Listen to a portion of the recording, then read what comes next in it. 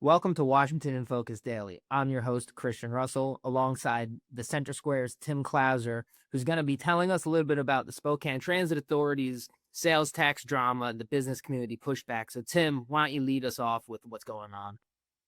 The other day, the Spokane Transit Authority Board voted to put a sales tax renewal on the August ballot for Spokane voters. Essentially, the Transit Authority is primarily funded through sales tax revenue. They have a 0.8% sales tax. I believe for 2026, it's anticipated to generate around $120 million.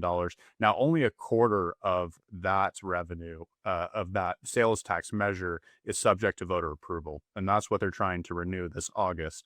And it essentially provides around $30 million of annual funding. And the Transit Authority is saying, look, we know that this tax doesn't expire until 2028, but we want to renew it now because we have this major project coming up and we're trying to compete for $82 million in federal funding. So renewing this tax would really show stability in our finances and allow us to get that.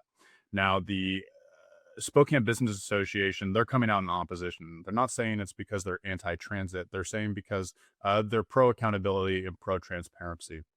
I essentially compiled a lot of state audits and the Transit Authority's own budget documents and saw that from 2016 to 2025, because the agency had budgeted so conservatively that it had cumulative budget variances over that 9-year period of over $319 million. So essentially, the Transit Authority was saying, hey, look, this is how much we have in reserves. Next year, we expect to spend all the money we bring in plus several $1 million we have in reserves. So that reserve is going to go down. But essentially, what actually happened every year after that is that they brought in tens of millions of dollars more than they expected when they expected that reserves to actually drop down. So the Spokane Business Association is saying, hey, look, you could let this tax expire, still fund the project that you're talking about, and you guys would be fine. Essentially claiming that the sales tax is doing little but filling the agency's coffers and expanding their reserves. So now the board voted 7-2 in favor of continuing the tax. What is the kind of the board's line on why this is necessary? And then in your article mentions that some dissidents say that this is mission creep. So I was wondering if you could get into that a little bit and kind of juxtapose the two sides and let our viewers know what both sides are really saying on this matter. Yeah, so the board voted 7-2 to put it on the August ballot. See, they did this the day before the deadline to submit a tax proposal for the August ballot. So the two people that voted against it, uh, their position was essentially, look, we're expecting a massive public safety tax in November to be on the ballot. So we're worried that if you have two of these major tax proposals back to back, that one might pass and the other might not. And they're saying that the transit authority is kind of shifting the regional priorities to be transit and not public safety. But the mission creep that you're talking about, that was Gavin Cooley, one of the Spokane Business Association executives, who essentially said that, look, the tax isn't needed to fund this major project that they have coming up next year, the one that they're competing for $82 million in federal funding. They said that when voters passed this tax in 2016, um, the transit authority said, look, here's this list of projects we're going to complete with this funding before it expires 10 or 12 years from now.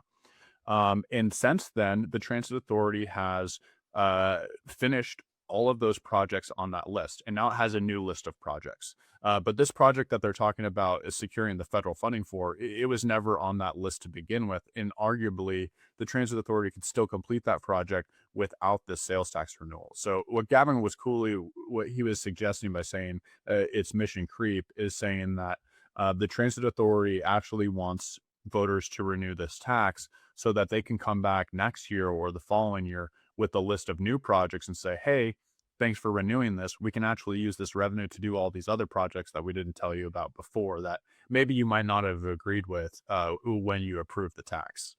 And what are some of these projects that are being funded or that would be being funded from this?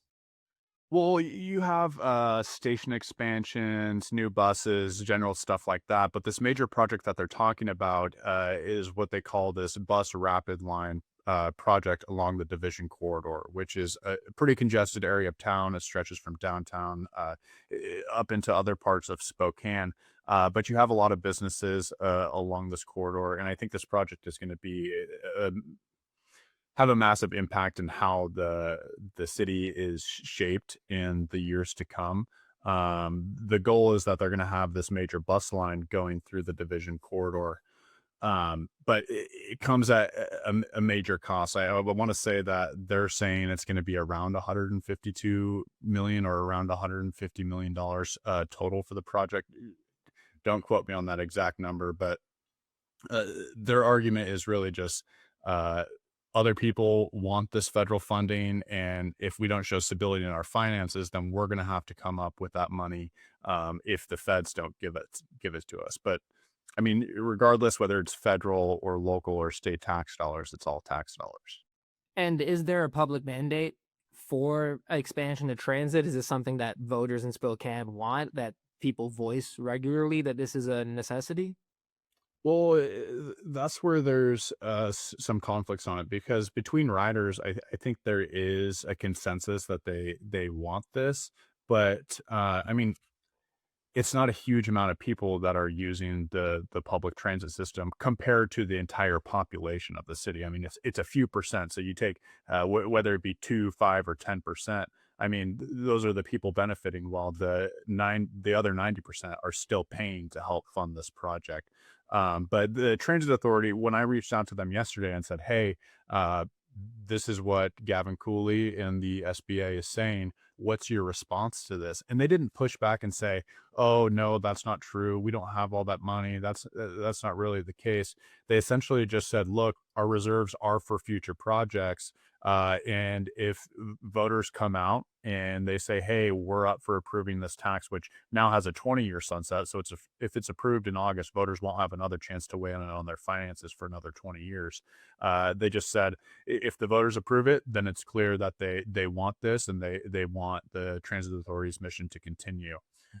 So I guess you could say if they approve it this time around, there is that mandate. But again, it's a small proportion of the city, and you might know a lot of people when they go out and they get their ballot and they send it in the mail, or they go out to an election center and they fill out their votes. A lot of them don't really know what they're talking about. Some people just mark random boxes, so Mhm. it's really hard to say whether or not there's a mandate or not. And then when is voting day on this? It's going to be it should be the first or second Tuesday of August, the same day as the state primary election. So it's just a few months away. And if it does fail, the tax doesn't expire until 2028. So they can come back out and try again. But the real conflict here is the timing with this being on the August ballot. There's going to be other tax proposals on the August ballot, like a county library levy lid lift in renewal. And then in this fall, we're expecting that public safety tax, which will, if approved, will likely fund the construction of a new jail and other behavioral health facilities after the last jail tax failed in 2023. And we'll probably see some school bonds or levies on that ballot as well. So it's just a lot of worries among local leaders on different sides of the issue over the timing of these proposals and concerns that one might pass and not the other. All right. Well, Tim, thank you for your reporting on this, and we'll be sure to follow up on it. And for viewers at home, thank you for watching. Again, I'm your host, Christian Russell, alongside the Center Square's Tim Klauser.